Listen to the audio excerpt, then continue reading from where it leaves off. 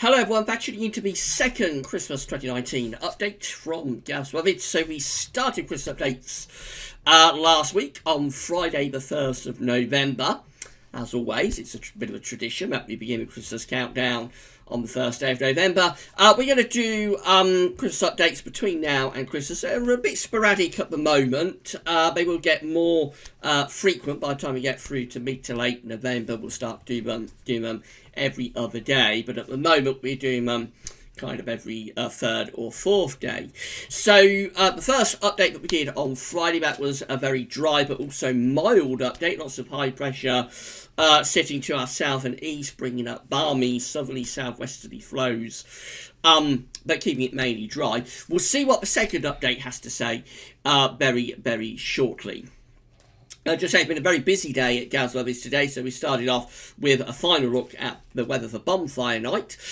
We also did the November month-end forecast and the regular week 10-day update, including all of the usual features. So check out all of the videos on YouTube and on gazweathers.com to see what we've been doing in the videos today.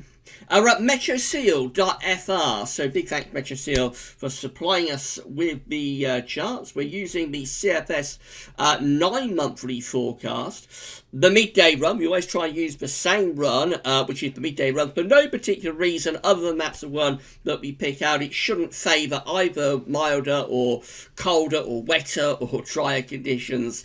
We just pick that one at random.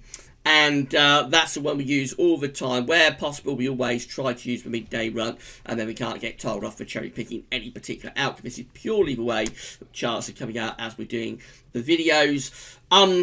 And we're looking for trends. So, of course, it's a very long way away, Christmas. We can't pin down the weather on Christmas at this point. What we're looking for within the model is a trend. If it starts showing the same sort of scenario time after time after time, then we'll be able to say that we have a trend. But again, just because you've got a trend doesn't necessarily mean that it's the right trend. Essentially, this is just for fun. It's just to have a little bit of a laugh and to talk about Christmas. And you shouldn't take it too seriously, hopefully. And just say that if you've got any Christmas shop to do at Amazon between now and Christmas, then please can you use the Amazon shop at Gaz Lovett. We link to this in the description at YouTube and on the homepage at Gaz Lovett and underneath this video on the Christmas updates page at Gaz Lovett. Click that green button, go through to the Christmas shop, and then from there go through the Amazon banners or use the Amazon search widget to do your Christmas shopping at Amazon. Because you've gone from Gaz Lovett to Amazon, we get a revenue fee on the things that you are purchasing. Big thank you to everybody for doing that. Right, let's get on with it. We're going to start off on the 1st of December. And we've got quite an interesting pattern here in that there's lots of high pressure around. We've got high pressure to our east and also to our west. And we're under a little trough of low pressure that's sitting more or less to the west of the country. So with that, it looks quite chilly, maybe even frosty by night. And sort of a crisp start to December, I should say. Moving through into the opening days of December, it starts to turn more unsettled to the north and west. Low pressure begins to come in from off the Atlantic. That brings cloud and outbreaks rain, quite strong winds with it. And as the low clears away there on the 5th of December into the North Sea, we begin to pull down colder winds from the north to northwest. So that's turning things a bit colder and bringing wintry showers, probably snow showers, in towards Scotland. That gets out of the way, and then we build up a ridge of high pressure close to the country, so that's settling things down, turning it mainly dry. It would be quite cold under that ridge of high pressure. I think there'd be a risk of frost and fog there as we're going into the second week of December. By the 10th, just begin to turn a little bit more unsettled in the north again with some outbreaks of rain. We're running up into the 11th of December now, and the high pressure pulls out to our west. We start to pull in some colder winds from the north. This is the general election day, 12th of December, Thursday the 12th of December. High pressures out to our west-northwest. We're pulling down quite a cold northeast wind. That could well bring wintry showers into eastern parts of the country. So perhaps quite a coldish general election day showing up on today's Christmas update. By the time we go through to the 13th 17th of December. The high pressure, again, it's out to the northwest. We're bringing in a pretty cold east-northeasterly flow around this ridge of high pressure. It looks very cold across much of the continent, by the way. Low pressure's digging in there across many central, eastern and southern parts of Europe, pulling in really cold winds from the northeast too. So Europe plunged into winter. We're sort of on the periphery of that with this ridge of high pressure just out to our northwest. But certainly I think it would be enough to produce wintry showers in that southeastern corner.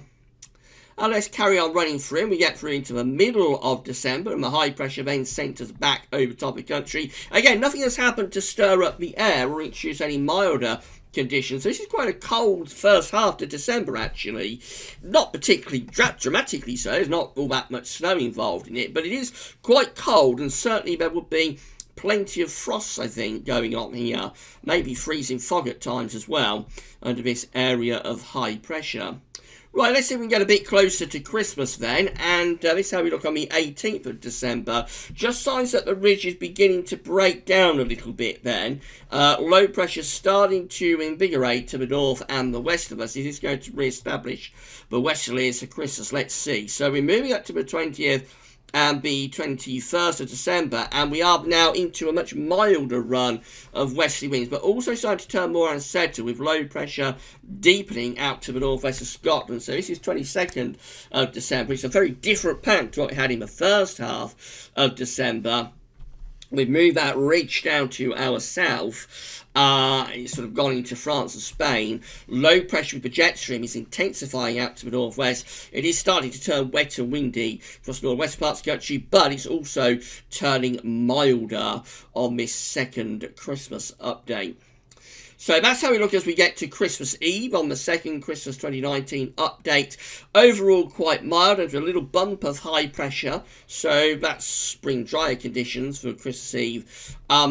But it's a milder flow coming off the Atlantic, probably near normal temperatures really. That's how we look for Christmas Day on the second Christmas update. So we've got high pressure across Spain and France. We've got low pressure out towards Greenland and Iceland. We're bringing up a mild, long effect southwest wind. That is a very mild Christmas Day potentially, but also could be wet and windy, particularly for northern, western parts of the country. Southern and eastern areas closer to that ridge of high pressure would be a little bit on the drier side. Temperatures probably into double digits for all of us. Then we run in towards Boxing Day, and this is how we're looking on Boxing Day. Again, we're keeping those west-southwesterly winds going. They're strong winds, could be up to gale force, I would have thought, by Boxing Day. And again, there is a weather system that's coming in from the Atlantic that's bringing wet and windy weather with it. Just after Christmas, we start to try and build up this high pressure from the south again. So it's turning drier, but it's still very mild with the wind coming in from the southwest. This is looking like a very mild Christmas to New Year period for this second Christmas update. Not very good if you want cold and snow heading up towards the New Year. And when we get to New Year's Day itself, and we're still in those mild west-southwesterly winds. So after quite an interesting first half to December from a synoptic point of view, the second half goes to a traditional sort of much milder but also rather Atlantic driven type period. I'll just run you through the first days of January, and this is what happens. So we start to re-establish that high pressure again. It begins to build out to our east, which starts to pull the wind more sort of southerly to southeast. The colder air, therefore, will begin to move back in from off the Atlantic through the first week of January. Notice much of southeast Europe, again, going very, very cold down there. A plunge of really cold weather into the Balkans and places like Greece and Turkey. For us, we've got high pressure over Scandinavia there on the 8th of January, low pressure in the Atlantic. The wind is sort of southerly to southeasterly, but it won't be mild. That'll be quite a cold wind coming in from off the continent. And as we go through into the second week of January, it looks like we start to have a go at pulling in some colder air from the east then. But generally, those cold temperatures are being kept at bay across the eastern side of Europe. But gradually as we go into the middle of January, actually we're starting to build the high pressure up towards Greenland. So there we go. By the time we get through to the 17th, it looks like we're poised to bring in some much colder conditions from the east. Do we eventually pull off anything colder with this update. Let's have a look. And yes, we do open the door to much colder northeasterly winds there as we go through into the second half of January before the westerlies try to establish by 24th. I won't go any further than I've gone further than I should have done, really. So it's rather different update, this second update compared to the first update. Therefore, I think we can say we don't have a trend. On this one, the first half of December looks quite cold, dry and cold in the first half of December with probably a lot of frost. The second half of December goes much milder, also much more Atlantic driven. So I suppose there is that connection from the first to the second update in that they are both going for a mild Christmas, but they're doing it in different ways. This one does it from a wet and windy scenario, whereas the first update did it from a dry mild type scenario. But it is much milder in the second half of December into New Year, and then it gets a lot colder again as we head up towards the middle part of January on this second update. So that's it. We shall see what the third update has to say, and we'll do that on Thursday. The third Christmas 2019 update will be on Thursday. As I say, as we get a bit closer to Christmas, for around the middle of November, these updates will get more frequent. At the moment, we're spacing them out quite well. So third update on Thursday. We'll see what ZFS has in store for us then.